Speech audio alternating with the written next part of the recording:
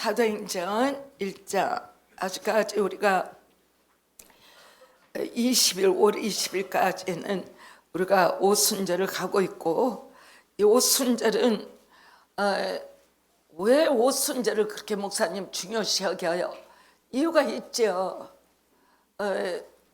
하나님 나라의 권세와 능력이 실질적으로 주님이 부활하시고 이 땅에 제자들과 40일 계시고 하늘로 올라가면서 성령이 너에게 임하시면 권능을 받고 예루살렘과 온 유대와 사마리아와 땅끝까지 이르러 내 증인이 되리라, 내 증인이 되리라.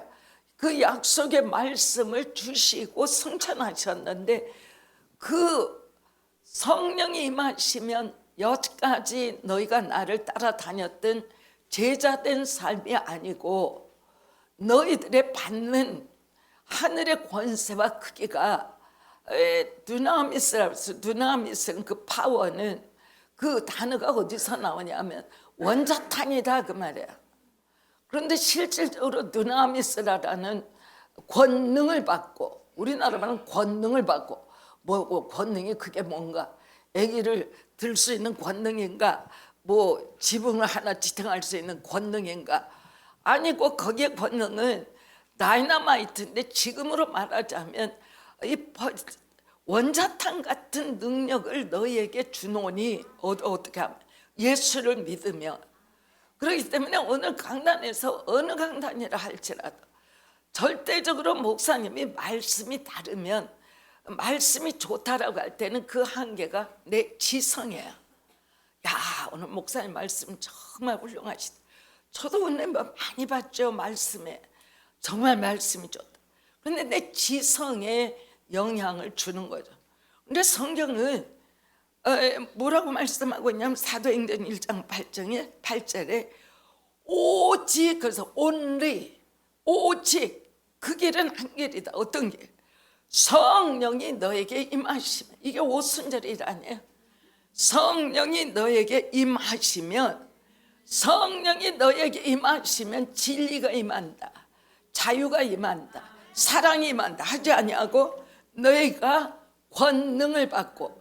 이때 당시에 가장 강력한 것이 산속에 돌산에다가 다이너마이트를 넣으면 폭발하는, 그거하고 똑같아요. 두나미스. 그래서 권능을 받고 폭발하는 능력을 받는데, 그 폭발의 능력이 어디냐면, 지금 예수님의 제자들이 복음을 들고 나가기만 하면 감옥으로 직행해야 되는, 지금 말씀하시고 오신 데가 예루살렘이다. 무시한 데를 주님이 말씀하시기를, 예루살렘에서 나의 증인, 복음의 증인이 되리라. 근데 이것을 의심하지 않죠, 제자들. 왜 그래요? 성령이 임해버리니까 나의 상태, 어려움 같은 것은 기억이 안 나는 거예요.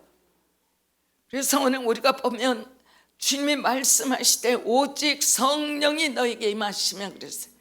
이 성령, 여러분들에게 교회를 다니시는데 성령을 잘 알지를 못하고도 참 사람이 보기에 진실하고 정직하고 아름답고 누구에게나 말 한마디 행동 하나 패기치지 아니하고 그런 아름다운 믿음의 사람들이 있어요. 근데 그러한 사람들은 자신이 하나님 앞에 아름다운 사람. 내가 하나님의 우리를 구원한 것은 그리 목적을 두고 구원한 것이 아니고, 내가 너를 십자가에서 내가 어떤 고난을 통해서, 주님은 마지막 십자가로 가시기 전에 7번에 걸쳐서 피를 흘리셨거든요. 그 피가 다 의미가 있어요.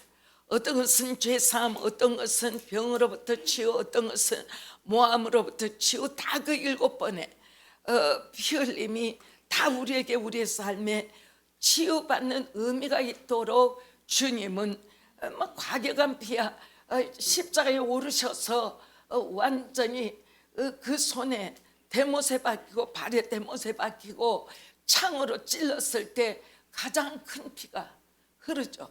그러나 이 피가 있는 곳마다, 그리고 우리가 저도 그랬어요. 예수님의 피가 나를 죄사함을 준다는데 도무지 나는 예수님의 피를 얼마나 많이 받아야 내 죄가 다 사해질까, 이런 생각을 애초에 예수 믿으면서 한 적이 있어요. 근데 믿음이 들어오니까 그게 아니더라고. 예수님의 피는 한 방울이라도 한 목욕탕만큼 부어놓은 데 들어가서 내가 들어갔다 나온다 할지라도 예수님의 보혈 한 방울이 나를 씻어내는 그 능력이 그렇게 크다라는 것을 믿게 되었어요. 그런데 그걸로 하나님이 죄 사함을 준 것을, 여러분들이 예수를 믿기 때문에 예수님의 보혈 잡고 교회를 다닌다 그러면은 믿음에 있어서의 진실한 자기 위치에는 와 있지 않는 거야. 주님이 말씀하시는 것은 너희가 죄사함만 받아라, 그 의미가 아니고, 너희는 죄사함을 받았기 때문에 세상을 향해서 너희들의 하나님 나라의 시민권은 똑같은 모습으로 나가지만 너희는 세상과는 다르다. 하나님의 진리와 생명 안에 살고 있기 때문에 진리와 생명 안에 사는 너에게는 이제 보혈의 능력뿐만이 아니라 하나님의 영이신 삼위일체 하나님이 나는 아버지 보좌 우편으로 가고 재림의 때에 만주의 주가 되고 만왕의 왕이 되어서 온 세계를 심판하기 위하여 오는 때가 있을 것이고, 이제 나는 주님께로 아버지께로 가면 너에게는 즉각 성령이 역사하시는 시간이 있을 텐데, 성령이 너에게 임하시면 너희는 하나님 나라의 권능을 받는다. 오직 성령이 삼위일체 가운데 성부는 하늘 보좌에 계셨고, 성자인 나는 내 미션을 다 끝내고 하나님께로 간다. 그리고 내가 다시 재림하는 시간이 역사 마지막에 있다. 그때까지 나는 하늘 보좌에서 너희를 위하여 중보하고 있을 거야. 그러나 삼위 중에 성령이신, 영이에요. 영이에요. 영이 너에게 오시게 될 거고, 너에게 성령이 임하면 권능을 받는다. 지금 여러분들이 지금 교회를 다니면서 어느 시간에도 여러분들이 잊어서는 안 되는 것이, 나는 성령의 능력을 받아야 한다. 성령의 능력을 받아야 한다. 성령의 능력은 여러분이 이제 다음 시간에 제가 이야기하는 시간이 언제 있겠지만은, 이 땅에 살면서 모든 악한 것과 더러운 것과 죄인 것을 분별할 수 있는 눈이 열리고, 내 생명을 다하여 세상을 쫓으며 세상 목적으로 내가 살아서는 안 된다라는 거룩의 하나님의 그러한 가치관과 더불어 그 삶을 살아가려면 주님의 제자로서 나는 어떻게 분별하고 살아야 되는가에 대해서 우리를 이끄시고 가르쳐 주시고, 그러한 삶을 사는데 믿음의 돌파를 주시는 분이 성령님이세요. 성령이 너에게 임하시면 너희가 권능을 받고, 이 권능 두나미스, 영어로는 다이나마이트, 받고, 너희가 받고, 예루살렘, 온 유대, 예루살렘은 불을 받은 그 도시, 온 유대는 유대 나라, 그리고 유대 나라가 남북으로 나눠져서 북은 사마리아, 남북을 통과하고 서로 계속해서 돌아서 지구를 완전히 땅끝까지 시작한 곳에서 딱 돌아서 이스라엘의 복음이 올 때까지 너희가 증인이 되라야. 여러분들과 나는 이 순간에 하나님의 똑같은 명령을 받은 거야. 내가 날마다 하고 사는 것이 복음을 전함으로 말미암아 시작된 이스라엘까지 한국에서 이것이 돌아서 유럽으로 가고 영국으로 가고 미국으로 가고, 미국을 통해서 LA를 통해서 일본을 통해서 한국의 인천 바다로 돌아가지고 바톤을 받은 사람이 여기 전부 앉아 계시는 거예요. 여러분들은 그냥 주일날 교회에 와서 예배 드리는 사람들이 아니고 예수 그리스도가 내 안에 오셨기 때문에 그 예수 그리스도라는 불덩어리, 이 바라톤, 이거를 가지고 누구인가를 전수해야 된다 그 말이에요. 주님이 땅끝까지 이르러 내 증인이 되라, My witness가 되라. My witness, 이것은 우리 모두가 강단의 목회자가 아니라 예수 믿고 구원받은 사람은 다 똑같이 너는 너의 삶이 다른 목적이 아니라 어느 직장, 어느 사업, 어느 학생, 어느 가정이라 할지라도 너에게는 나의 복음의 증인이 되는 미션을 주노라 하기 때문에 날마다 하나님 앞에 여러분들이 이 땅에 살면서 젊어도 이런 것을 한 번씩 어쩌다 생각할 거예요. 이 다음에 내 생명이 다하면 하나님 얼굴 보는데 가까이 나가고 싶다. 정말 하나님이 면류관을 주는 그 판넬에 들어가고 싶다 한다면 그거 외에는 없어요. 복음을 누구에겐가는 전해야 돼. 그 사람이 믿냐 안 믿냐는 그 다음 일이야. 날마다 누구를 보든 예수 믿고 구원받으세요를 해야 돼. 예수 믿으면 거기에 하늘나라가 있습니다를 해야 돼. 그것이 주님의 절대 명령이에요. 절대 명령. 복음의 증인이 되어라. 여러분들, 나는 예수 믿고 종교라고 생각하면 안 되죠. 나는 왜 예수를 믿지? 나 예수 믿어. 그러면 여러분들이 항시 생각해야 될 것이 나라는 누구 이전에 나는 하나님 나라의 증인이구나. 여러분들은 증인이세요. 하나님의 증인이에요. 복음의 증인이에요. 네, 복음의 증인이란 말이 사도행전 한 권에서 29번이나 우리는 복음의 증인이라. 복음의 증인이 되는 건 성령을 받는 일입니다. 성령을 받음으로 말미암아 지금 권능을 받게 됩니다. 권능을 받게 되면 우리가 증거하는 것마다 하나님이 영광을 받으십니다. 증인, 이거를 다른 말로 풀이하면 순교자를 의미해요. 여러분들이 교회를 다니고 나는 예수 믿어. 그래서 내가 99%고 예수 믿는 것이 1% 이런 말이 안 되죠.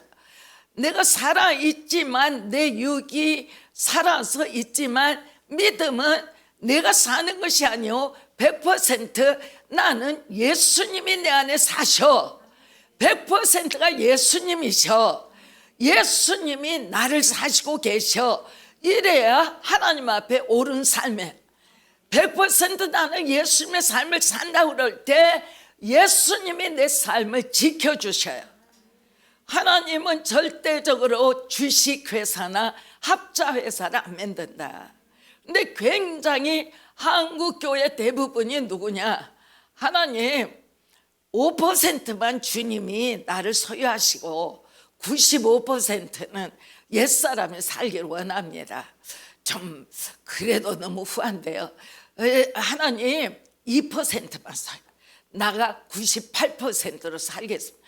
그렇기 때문에 여러분들이 삶에 문제가 많고 하나님 조금 도와줬으면 좋겠고 하나님이 아픈 데를 조금 고쳐줬으면 좋겠는데 하나님 앞에 드리는 것이 2%밖에 안 드리니까 98%가 내가 주장하고 있으니까 주님은 어떤 일이 있을 때 나의 주가 되냐면 100%를 주님으로. 예수를 믿는 것은 옛사람이 나는 죽고 100% 완전하게 하나님 앞에 내 삶을 드려버리는 것이다. 저는 이 이야기가 오늘 너무 필요하다고 생각하는 것이 절대적으로 믿음 안에서는 내가 소유권이 있다라는 게 1%라도 있으면 주님은 절대 나를 안 도와주세요. 주님이 절대 주권자가 될 때 내 삶을 도우세요. 주님이 주권자이기 때문에 내게서 뭘 뺏어가냐? 아니에요. 내 삶을 진정한 행복의 삶을 살 수 있도록 하나님은 하시는 거다. 그러면 하나님이 나의 삶의 소유주가 되게 하려면 어떻게? 자꾸만 날마다 기도하며 말씀을 읽으며 주님이 모든 것에, 주님이 내게는 모든 것에, 주님 나는 아무것도 소유하지 않아요. 나는 100% 자신도 주님이 소유해요. 내가 소유주가 되려고 절대로 하나님 앞에 다른 길 가지 않게 오늘도 나를 지켜주세요. 100% 소유해 주세요. 이것이 믿음의 본질이고 이렇게 된 것이 사도행전이야. 마태, 마가, 누가, 요한까지는 예수님이 주인이 되시고 선생님으로 따라다니면서 배웠어요. 그러나 예수님이 십자가의 고난을 받으시고 십자가의 제물이 되시고 무덤에 갇힌 지 사흘 만에 부활하셨는데 제자들이 그 부활하신 주님을 만나게 되고, 그 부활하신 주님은 벽도 없고 문도 없고 그냥 제자들이 밥 먹고 있는데 그냥 갑자기 주님의 벽에서 나타나셔서 얘들아 먹을 것이 없느냐, 밥상에 있는 것을 같이 잡수기도 하고 또 제자들을 바닷가에 내보내서 고기 좀 잡아오너라. 새벽에 당신이 먼저 불을 피워가지고 어디서 났는지 생선을 굽고 있는데 제자들은 밤새껏 어부 전문가가 고기 한 마리도 못 잡고 오는데 주님은 딱 고기를 굽고 계셔서 어서 들어오너라 하고 구운 고기를 나눠 잡수고, 오늘 여러분들한테 하는 것이 뭐냐면 여러분들한테 고직화되고 그 죽음화됐다 할까, 생명이 전혀 없는 예수 믿는 때도 그 가지고 교회 다니면서 나 교회 가, 그것이 무슨 의미가 있는가? 예수 믿는다라는 것은 펄펄 뛰면서 하나님을 찬양하면서 어떤 문제가 있어도 발로 딱 밟고 하나님 앞에 나가는 그 설교의 말씀이 시작되는 것이 어디냐? 마가의 다락방에 120문도가 기도하며 성령의 불이 임하기 시작하여 오순절에 그들이 120문도가 그대로 길거리에 나가 예루살렘에서 복음을 전하기 시작해. 그때까지는 무서워서 나가지도 못해. 그런데 성령이 임하니까 120문도가 나가는데 여기에서 더 큰 기적이 일어나. 그때 그냥 수십만 명이 아시아로 퍼져 있었던 이스라엘 백성들이 자기가 사는 나라의 각국의 말을 가지고 다 예루살렘에 모였는데 120문도가 나가서 ABC도 배우지도 못했는데 영어로 Jesus is Christ, Christ is the Lord, 그리고 한국말로 예수님이 주님이십니다, 예수님이 우리의 구원자이십니다. 120문도가 막 그러기 시작하고 그냥 손을 대는 사람마다 안진뱅이가 일어나고 병자가 치유되고 이 사람들이 설교를 하면 막 5만 명 10만 명 하루 저녁에 3,000명 5,000명이 제자들이 지나가는 곳곳마다 하나님의 능력을 받아 기독교인으로 변해버린 거 아니에요. 그렇기 때문에 여러분들이 셀이라 하면은 아이고 어디서 모이지. 근데 그때 당시에 셀은 교회가 없어요. 셀로 모였어요. 교회가 다 셀이었어요. 그럼 셀로 어떻게 모이냐? 그때 당시에는 방 한 칸 두고 뭐 문도 없는데 거기에 이제 부엌이라고 있고, 그런데 5명 7명이 그 방에 들어가면 다른 사람은 들어갈 수가 없어. 그러니까 저절로 셀이 된 거야. 그런데 집집마다 셀이 시작되는데 집집마다 그 셀들이 얼마나 사랑이 과했는지 말로도 할 수 없는 일들이 벌어진다. 성경은 그것을 갖다가 뭐라고 이야기하냐면 이렇게 성경은 이야기하고 있어요.